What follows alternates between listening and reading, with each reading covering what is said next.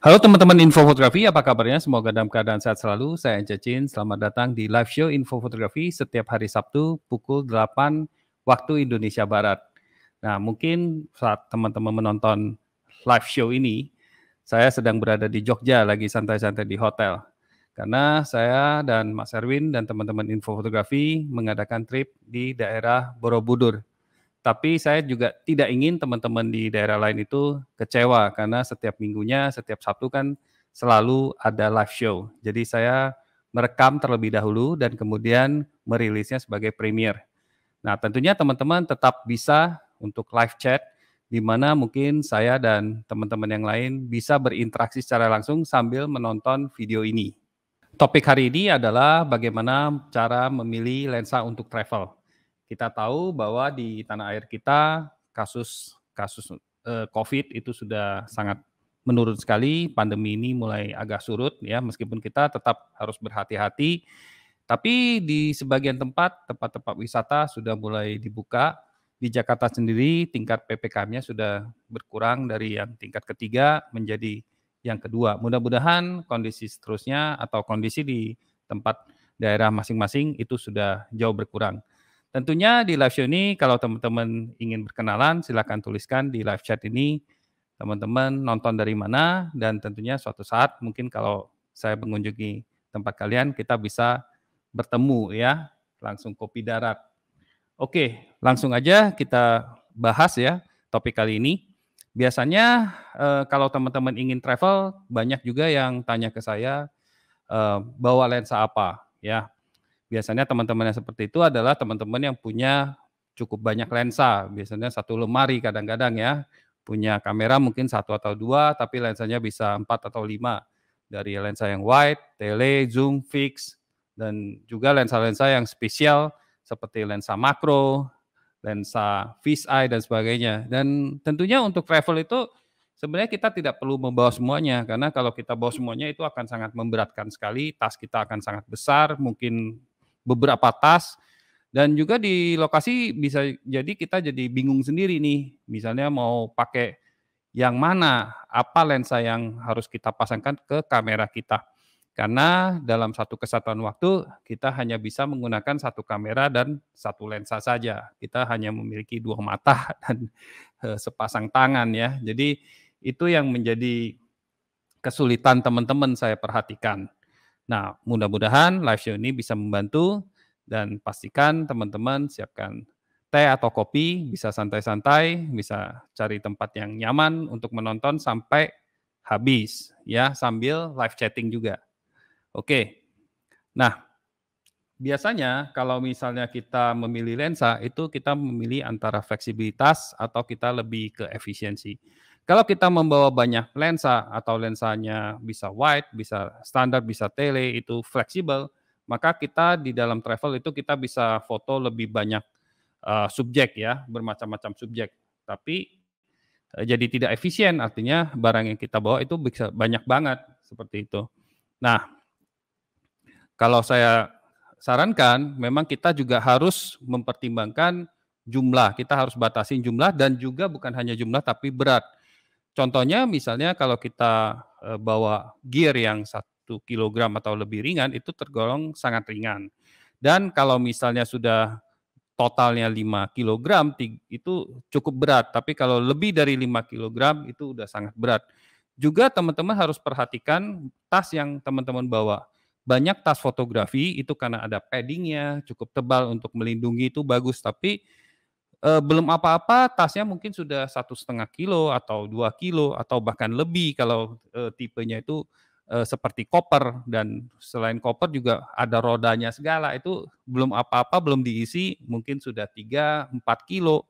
Ya jadi semakin, banyak bawaan kalian, tasnya semakin besar, juga ditotalin bisa jadi 7, 8 kilo kalau teman-teman bawa sendiri tentunya belum apa-apa sudah capek, itu yang perlu dihindari. Kalau terpaksa misalnya kalian adalah traveler, photographer travel yang profesional tentunya harus bawa semua, mungkin teman-teman, pergi ke tempat yang sangat eksotik yang di mana ditugaskan untuk foto bermacam-macam jenis, fotografi misalnya landscape, wildlife dan sebagainya mungkin perlu bawa semuanya, dan itu tentunya pengecualian ya, pengecualian memang itu buat kerja. Tapi kalau untuk hobi atau bahkan untuk kerja, untuk lebih efisien tentunya teman-teman jangan seperti fotografer ibu ini nih ya. Jadi ini kebanyakan, ini sangat memberatkan sekali kalau kita lihat seperti ini, kita bisa jadi dalam 10 menit udah kecapean sendiri ya, dan nggak bisa jalan karena terlalu berat seperti ini. Oke, jadi secara klasik ya dari zaman dulu, memang ada beberapa lensa yang menjadi favorit ya, terutama zaman kamera film karena zaman itu kan belum ada lensa zoom. Di zaman itu yang populer lensa-lensa yang lebar sampai standar, yaitu 28 milimeter, 35 milimeter, dan 50 milimeter dalam ekuivalen full frame. Contohnya seperti yang di kamera Leica M ini, lensa 35 milimeter f2 yang disematkan di sini, ini sangat praktis sekali, banyak sekali travel photographer di zamannya menggunakan lensa ini. Nah, nanti kita akan lihat bagaimana cara pemakaiannya dan juga foto-foto apa yang kalian bisa dapatkan dengan lensa-lensa fix. Saya pikir kalau teman-teman orang yang mementingkan efisiensi, yaitu yang seringan mungkin, ya tentunya tidak ada masalah menggunakan lensa fix. Meskipun mungkin di dalam hati kalian, oh nanti kalau misalnya ada sesuatu yang jauh banget, misalnya foto ingin lihat atau foto burung ya, yang lagi terbang yang jauh banget, kalian nggak punya lensa telenya, mungkin kalian jadi, aduh sayang ya kalau kalau hanya saja saya bawa lensa tele yang panjang sekali. Tapi kalau membawa lensa fix itu memang kita tuh lebih fokus ke apa yang kita bisa foto. Jadi kalau misalnya ketemu yang memang tidak bisa difoto karena lensa kita tidak cocok untuk itu, kita harus lebih relakan, kita bisa lebih fokus. Jadi bukan berarti kalau bawa lensa fix ini kita tidak bisa dapat hasil yang bervariasi, tapi fokus kita menjadi sedikit berbeda ya, jauh berbeda daripada teman-teman yang mungkin pakai zoom yang mungkin fotonya lebih bisa variasi dalam jaraknya seperti itu ya. Oke, kita langsung lihat aja. Kalau misalnya yang 28 milimeter seperti ini di contoh foto dari LFI Gallery dari Leica, saya senang sekali dengan website LFI ini karena dia memiliki koleksi foto-foto yang menurut saya unik, terutama untuk travel fotografi, teman-teman bisa lihat, dan terutama yang paling saya senang adalah di sini ada info tentang kameranya. Jadi kita bisa ngintip kamera yang dipakai dan kemudian setting kameranya. Dan di Leica Q itu menggunakan lensa ekuivalen 28 milimeter. Kalau 28 milimeter untuk travel fotografi itu asik karena cocok untuk storytelling, seperti kita menceritakan kondisi saat kita travel ke sana, itu apa saja yang kita lihat. Karena dia cukup lebar, kita foto tidak perlu terlalu jauh, kita bisa lihat, bisa dapat background-nya cukup jelas, menandakan dia di mana, kemudian apa saja aktivitasnya, mungkin di sini ada hujan, terus ada orang di sini, dan juga ada yang bengkel pembetul sepeda di sini. Jadi istilahnya itu 28 itu cocok untuk itu, untuk storytelling, menceritakan aktivitas tanpa kita harus terlalu jauh ya, seperti itu. Nah, kemudian 28 milimeter juga cocok sekali kalau misalnya kita foto sesuatu yang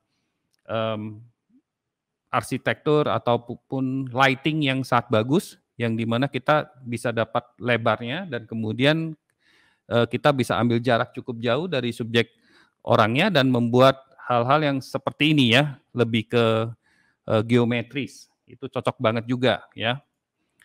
Kalau 35 milimeter itu sedikit lebih sempit, tapi masih tergolong lensa wide.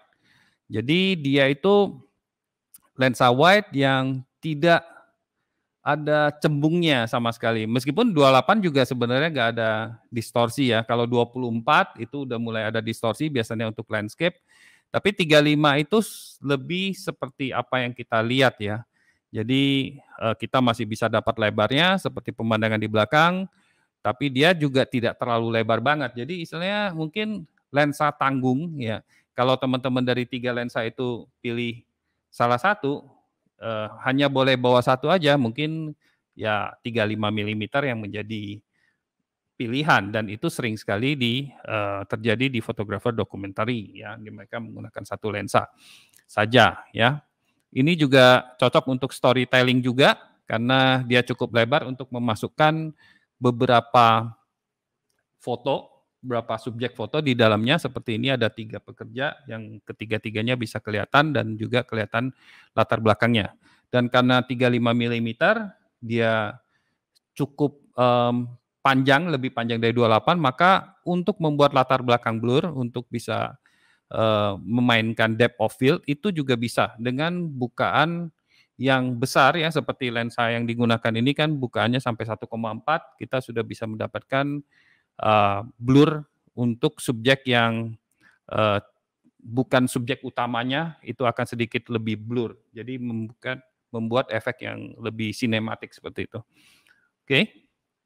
Nah, selanjutnya ya ini 35 juga, 35 milimeter. Ini menceritakan tentang kuda dan kemudian orang yang hidup di sana, di Yunan minority ya di sini, ya 35 milimeter ternyata cukup lebar untuk menceritakan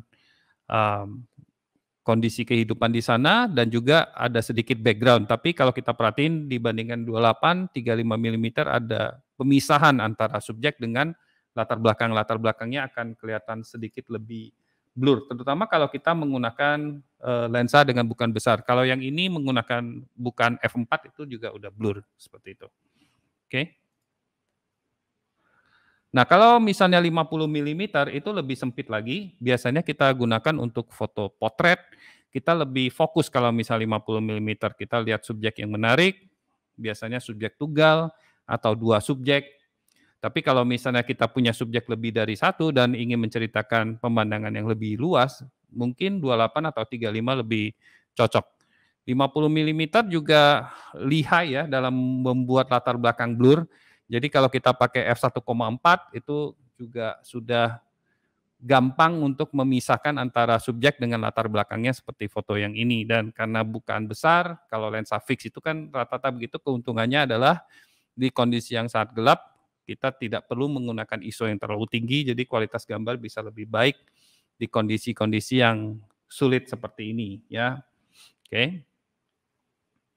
Nah, dengan lensa yang sedikit lebih panjang, 40 milimeter, 50 milimeter, kita bisa memainkan suatu yang namanya force perspektif lebih mudah.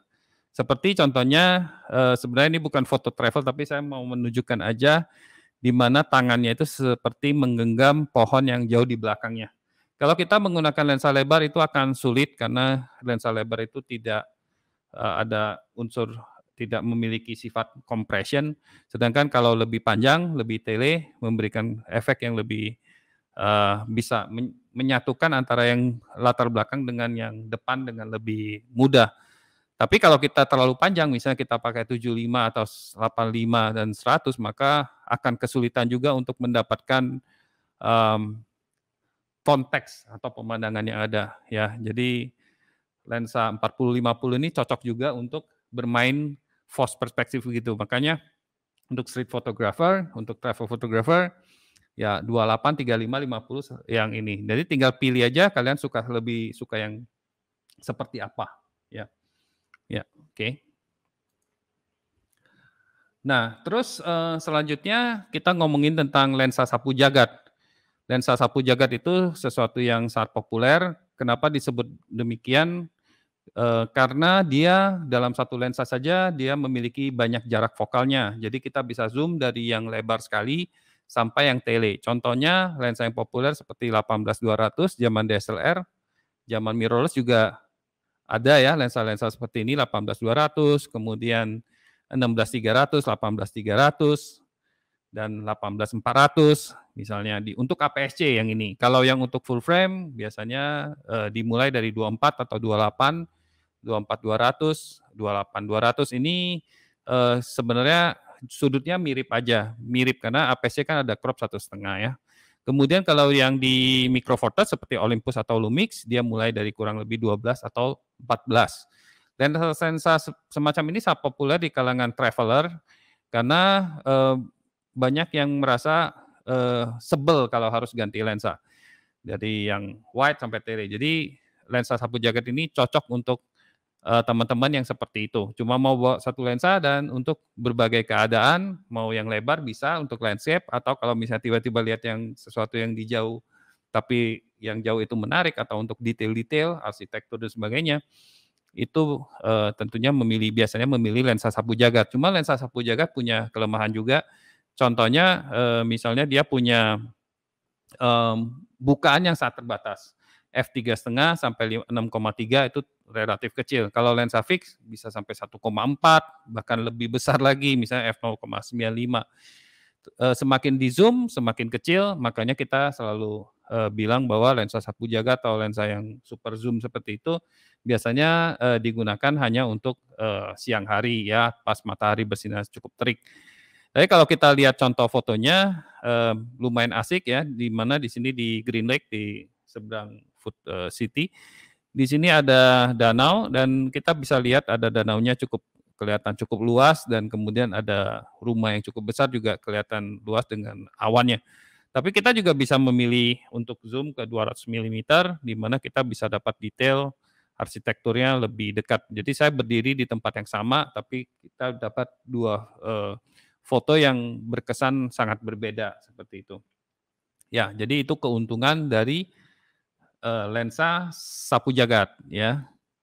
Nah, lensa sapu jagat contoh yang baru kita terima untuk review adalah Tamron 18300 dan ini untuk mirrorless. Ini cukup menarik karena sapu jagat juga dituntut untuk bisa, close focus. Jadi bisa untuk semacam makro ya, untuk subjek yang kecil tapi kelihatannya mau detail seperti ini, dia bisa fokus sangat dekat dengan subjeknya dan menghasilkan foto yang cukup unik seperti itu ya. Oke, nah kalau teman-teman yang mungkin menganggap, "Oke, beli lensa lagi, cukup mahal dan, saya tidak terlalu bermasalah ya kalau misalnya harus ganti lensa dan ya pengen yang ringkas juga." Ya ini biasanya kita memilih yang namanya, paket lensa yang bundel yang terjangkau. Yang kita sering bilang itu adalah lensa kit atau kit lens karena biasanya dipaketkan dengan kamera waktu kita mau membelinya. Jadi contohnya, kalau kita memilih mirror Sony ini ada 16-50 milimeter, di mana untuk sambungannya, untuk telefotonya itu 55-210. Nah, kalau dibundelin 2 kombinasi ini untuk travel itu cukup kecil dan tidak terlalu mahal. Bagi teman-teman yang mungkin membeli kamera Sony Alpha 6000-an pasti memiliki minimal 1 lensa. Ya, dan biasanya lensa itu yang dipaketkan 16-50 ini udah tergolong wide sampai standar. Tinggal disambungkan dengan yang telefoto saja. Ya, mungkin sekitar 3 jutaan ya mungkin. Nah, kalau yang beli Nikon Z50 juga ada bundelnya, sebelum kalian beli, kalian bisa lihat paketnya, kalau nambah 55250 yang ini, biasanya tambah dikit aja. Jadi dibandingkan dengan beli, lensanya secara terpisah, kalau beli bundel ya, beli kit gini, itu biasanya lebih murah. Jadi ini juga salah satu pilihan bagi teman-teman yang baru ingin coba menggunakan sistem kamera yang mirrorless ya. Dan kalau yang Lumix 1232 dan ditambah dengan lensa telenya 45-150. Ada juga beberapa pilihan yang lain seperti 45-175, ada juga yang 35-100. Nah, salah satunya ini 45-150 ini cukup kecil. Kalau teman-teman pilih yang MFT seperti Olympus, Lumix itu bisa lebih ringkas lagi ya, tapi biasanya nggak lebih murah ya, cuman lebih ringkas lagi ya itunya. Bagi teman-teman yang mungkin tidak ada masalah untuk membawa lebih dari satu lensa dan ingin kualitas yang terbaik, tentunya bisa memilih 2 lensa yang zoom dengan bukaan besar dengan kualitas yang tinggi ya. Contohnya seperti yang full frame 16 sampai 35 milimeter f2,8 dan di-pairing dengan lensa telefotonya 70-200 milimeter f2,8. Sebenarnya kalau teman-teman ingin lebih lengkap lagi, ya tambah dengan 24-70 f2.8, tapi kombinasi ketiganya itu akan sangat memberatkan kalau teman-teman harus travel dan jalan terus berjam-jam, itu saya tidak recommended. Jadi untuk supaya lebih ringkas, teman-teman bisa bisa korbankan yang tengah, dan kadang-kadang saya juga kita juga bisa tambahin misalnya lensa yang fix yang untuk mengisi antara 35 dan 70, misalnya 50 milimeter. Itu kan lensa yang tidak terlalu besar, asal kita pilih yang mungkin 1,4 atau f2,8 misalnya yang sangat kecil. Tapi kalau misalnya kita pilih yang 51,2 misalnya atau 1,4 tapi yang kualitas yang sangat tinggi itu biasanya agak berat. Jadi biasanya saya nggak anjurin juga. Jadi mungkin 51,8 lah atau 1,4 yang ukuran kecil itu sangat perfect. Atau cuma 2 ini aja sebenarnya sudah cukup banget menurut saya sih. Ya bisa masukin di tas yang cukup kecil ya, tas lempeng, tidak perlu backpack untuk membawa 2 lensa ini. Nah, kalau yang APS-C tentunya seperti contohnya ada Fujifilm 10-24 milimeter dengan ini termasuk lensa lebar, dan kalau di-pairing dengan lensa yang cukup tele, misalnya yang salah satu favorit sih 50-135 yang Leica TL. Kenapa? Karena ukurannya meskipun dia telefoto tapi ukuran cukup kecil karena pembatasan range-nya. Jadi biasanya kan telefoto zoom untuk APS-C bisa sampai 200, 250, tapi 135 sebenarnya udah cukup tele, dan kemudian pembatasan di bukanya. Ya nggak semua orang bakal suka, tapi ukurannya cukup kecil kalau yang Leica TL ini. Kalau untuk micro four touch pilihannya bisa yang ultra lebar 8 sampai 16, yang Olympus kalau yang telefotonya ada 45, 150 f2,8. Ini lensa-lensa yang bagus ya, baik yang Panaleica maupun yang Olympus ini, yang bukannya sangat besar. Jadi untuk kondisi yang sulit ya, misalnya low light, f2,8 untuk lensa zoom masih lumayan, jadi ISO kita tidak perlu terlalu tinggi dan shutter speed kita bisa lebih cepat. Nah, ini salah satu penampakan dari lensa 55-135. Jadi untuk pemilihan ultrawide dan telefoto kalau misalnya full frame itu memang cukup berat, tapi kalau kita ingin lebih ringan tentunya kita korbanin ukuran sensor ke APS-C, itu kita bisa merasakan jauh lebih ringan, diskon mungkin 30% dari berat dan volume. Kalau misalnya MFT kita diskon lagi. Jadi bisa kurang lebih 70% dari besarnya full frame, tapi kualitas di ISO tingginya yang biasanya agak sedikit menurun tentunya. Oke, itu pilihan. Nah, kalau teman-teman yang suka safari atau suka foto burung, foto satwa liar, tentunya perlu lensa yang cukup panjang. Nah, saran saya adalah yang lensa yang pertama adalah 70-200, ini cukup oke buat mid range. Jadi misalnya kalau misalnya satwa tidak terlalu jauh, kita bisa pakai 70-200. Sedangkan kalau yang satwa liar yang misalnya jauh banget, kita perlu telefoto yang mungkin sampai 600 milimeter ya, baik yang zoom maupun yang fix. Dan saran saya adalah memiliki 2 body ya, satu yang untuk 70-200 bisa dibilang adalah wide-nya untuk lebarnya untuk wildlife ya, dan kemudian yang telenya untuk sport dan wildlife ya biasanya yang telefoto 200-600, 150-500 atau sampai telefoto yang fix ya 600 milimeter untuk profesional. Ya tentunya yang fix itu ukurannya besar tapi kualitasnya bening dan tajam sekali ya. Itu perbedaannya seperti itu. Oke, nah untuk 70-200 sendiri itu ada aksesoris yang namanya teleconverter, itu ada 2 pilihan, yaitu 1,4 dan 2 kali. Jadi bagi teman-teman yang mungkin merasa pengen bawa 1 lensa aja deh 70-200 tapi pengen sedikit reach, teman-teman bisa pakai converter. Kalau yang 1,4 yang 200 milimeter ya bisa dikali 1,4 menjadi 280 lumayan. Tapi teleconverter itu menurunkan bukan maksimum. Jadi kalau misalnya teman-teman punya f2,8 itu jadi f4, yang f4 jadi 5,6. Jadi kalau kondisi gelap ya itu ISO-nya jadi akan lebih terdongkrak ya ininya. Nah, kalau kita pasang converter 2 kali, maka jadi 200 jadi 400 milimeter, tapi bukannya turun lagi 2 stop lagi, yang f2,8 menjadi 5,6 dan f4 menjadi f8. Contohnya seperti ini ya, ini 200 milimeter tapi dengan 2 kali converter bisa si gajahnya itu bisa jadi lebih besar tanpa kita harus maju mendekat dengan lensa 70-200-nya. Memang kualitas dengan converter akan menurunkan kualitas gambar, lebih baik kalau kita punya lensa misalnya langsung 100-400 misalnya untuk keadaan kayak gitu, untuk mid range. Tapi ya barangkali kalau mau lebih efisien, tidak mau terlalu berat, ya ini salah satu pilihan yang teman-teman bisa ambil. Oke.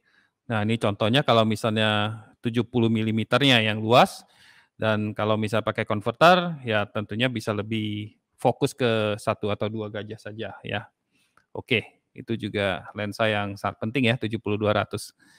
Oke, nah kalau teman-teman pengennya cuma satu aja ya, tidak mau terlalu ganti lensa dan ingin kualitas yang lumayan lah, all around tapi bukan sampai level sapu jagat. Kalau sapu jagat itu kan, telenya bisa sampai 200, 300. Kalau yang ini tergolong, menengah ya.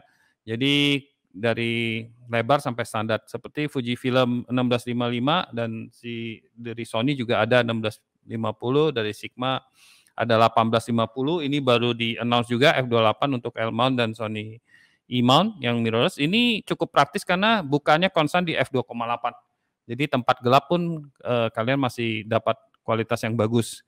Kalau di kamera APS-C penting banget untuk dapatin, lensa yang bukan besar karena kita tahu ISO tingginya 1600 atau lebih itu udah banyak noise-nya. Sedangkan kalau kita pakai full frame itu kita bisa 3.200 masih bersih dan 6.400 masih bisa dipakai dalam keadaan emergency. Jadi bukaan yang terlalu besar tidak sepenting yang full frame atau, micro four thirds. Nah, lalu, untuk Sony E-mount juga ada 1770 kalau kalian perlu range yang lebih jauh ya, lebih lebar sedikit dari Sigma, tapi tamron ini agak sedikit lebih besar dan lebih mahal. Kalau Sigma itu lebih kecil dan, lebih murah. Jadi tergantung, kalian pengen fleksibilitas yang seberapa luas ya. Dan kalau full frame biasanya populer 2470 atau 24105. Banyak teman-teman yang hanya membawa satu lensa 24105 dan bisa foto kurang lebih 85% dari apa yang dijumpai. Jadi dari potret, dari, landscape dan sebagainya, menggunakan 24105 ini. Bagi teman-teman yang lebih perfeksionis, yang ingin kualitas lebih bagus dan sering low light, ya 2470, 1655 ini, beberapa yang populer.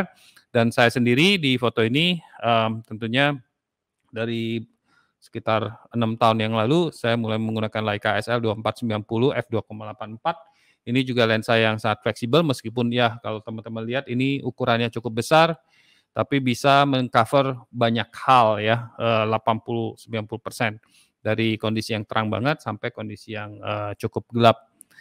Contoh-contoh foto misalnya dengan, Leica SL2490 ini foto di LFI Gallery juga kita bisa foto scene yang, di pasar atau semacam ini.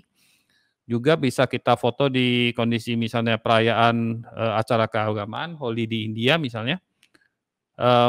Keunggulan dari Leica SL ini dia punya lensa itu weather shield. Jadi kalau misalnya travel kadang-kadang weather shield itu kalau sesuatu yang penting, teman-teman perhatikan ya, spek lensanya. Terutama kalau teman-teman mainnya mungkin acara-acara budaya mungkin melibatkan air, cat dan sebagainya, atau keadaan yang sangat, berdebu. Nah, itu sesuatu yang penting untuk teman-teman perhatiin.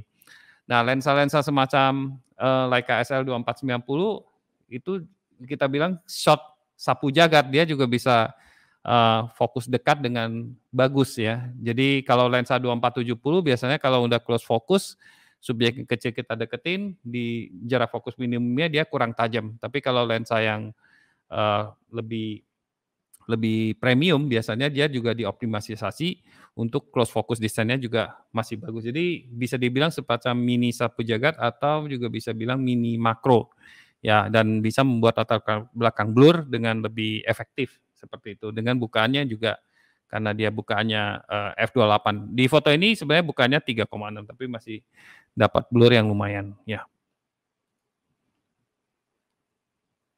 Oke, kalau teman-teman ingin, kombinasi lensa yang cukup ringan ya, yang tidak terlalu memberatkan ya, mungkin perpaduan antara fix dan terutama yang zoom, sebenarnya mulai ada nih, kamera-kamera mirrorless, sistem-sistem baru yang menawarkan, lensa-lensa tersebut. Contohnya misalnya Canon RF nih, dia baru merilis lensa 16 milimeter f2,8, ini lensa fix yang sangat lebar. Ini RF ini, adalah, full frame, jadi 16 milimeternya itu setara dengan, kurang lebih 11 atau 10 milimeter di APS-C, sangat lebar sekali. Ya, ini kecil banget lagi lensanya dan bisa fokus cukup dekat.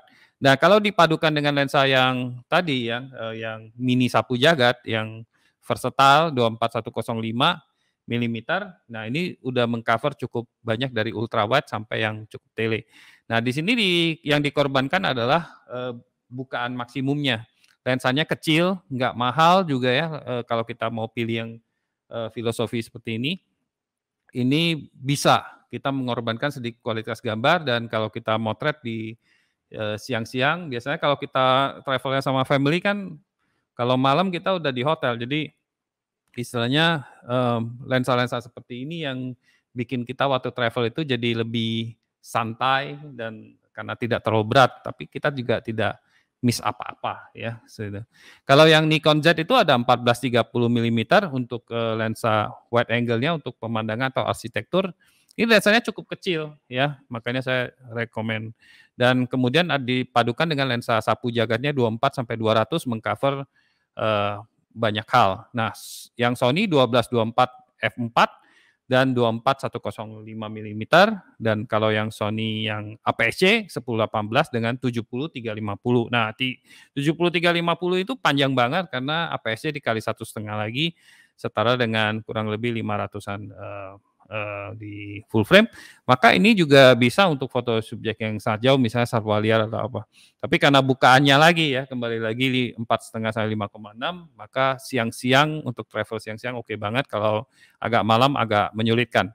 Dan kalau yang Fuji, contohnya 10-24 f4, 70-300 f4 5,6, kombinasi yang untuk menjangkau ini dan juga tidak terlalu mahal, relatif tidak terlalu mahal. Jadi kalau kita ngomong harga itu tergantung masing-masing. Ada yang mungkin 2-3 juta udah mahal, tapi ada juga yang mungkin 10 juta itu masih murah banget misalnya. Oke, seperti itu ya contohnya. Dan kalau yang dari Leica yang APS-C ada 11-20 dan 55-135. Itu juga ukurannya kecil ya dan kualitasnya bagus. Oke, nah kalau teman-teman pengennya justru, wah saya kurang puas dengan apa yang ditawarkan Ence, ya maka ada satu pilihan di mana kita memang tidak bisa ganti lensa karena kameranya sudah digabung sama lensanya seperti kamera super zoom atau disebut juga kamera prosumer atau bridge camera ya. Ini menawarkan zoom yang luar biasa, bisa dari misalnya 24 sampai 400 mm Leica Velux 5, dan kalau yang Sony RX10 bahkan lebih dahsyat lagi 24 sampai 600 mm f2,44. Bukannya sekilas keren banget ya 24,4, tapi sensornya kan kecil ya, 1 inci. Jadi kalau kita ekuivalenkan dengan light gathering, kemampuan light gathering dan depth of field-nya, kita harus kaliin 2,7 kurang lebih mencari padanan ke ini. Jadi kalau dipadankan ke full frame, kemampuannya untuk membuat latar belakang blur itu setara dengan ya kalau dikaliin, teman-teman tinggal kaliin aja mungkin lebih dari 6,3 ya, 7, atau begitu. Tapi untuk di praktisnya di lapangan untuk keadaan yang terang tentunya tidak ada masalah sama sekali. Mungkin teman-teman bertanya-tanya, kenapa nggak bikin lensa yang 24-400 f2,8 untuk full frame misalnya untuk kamera Sony Alpha 7 atau Canon RF. Untuk membuat lensa yang seperti ini mungkin bisa, tapi teman-teman mungkin tidak akan suka makainya. Karena waktu pertama mereka sudah bikin, itu ukurannya bisa besar sekali, panjang sekali, diameternya akan besar sekali, berat sekali, dan juga harganya itu pasti nggak kira-kira gitu loh. Harganya itu pasti mungkin puluhan, bahkan bukan puluhan lagi, mungkin ratusan juta. Jadi istilahnya sangat sulit untuk dipakai. Karena lensa zoom sepanjang ini untuk mengcover full frame itu luar biasa. Makanya kalau teman-teman ingin range yang luar biasa gedenya, maka yang kita bisa kompromikan adalah ukuran sensornya. Saya kadang-kadang membawa Leica Velux ini misalnya, kamera semacam ini untuk misalnya ke Tibet segala macam, karena saya takut kalau di Tibet itu nafasnya itu kan udah sulit sekali, dan kemudian sedikit kalau kita bawa sesuatu yang berat karena banyak naik ke tempel-tempelnya yang banyak sekali, anak tangganya itu luar biasa sampai ke puncak, itu mungkin akan kehabisan nafas. Selain itu saya juga ingin foto dari yang lebar sampai yang tele banget ya, mungkin dari atas saya bisa zoom. Nah itu Daripada saya bawa lensa-lensa yang panjang sekali 200-600 yang beratnya kurang lebih 2 kilo ya kalau yang full frame, maka, kita pilih yang seperti ini.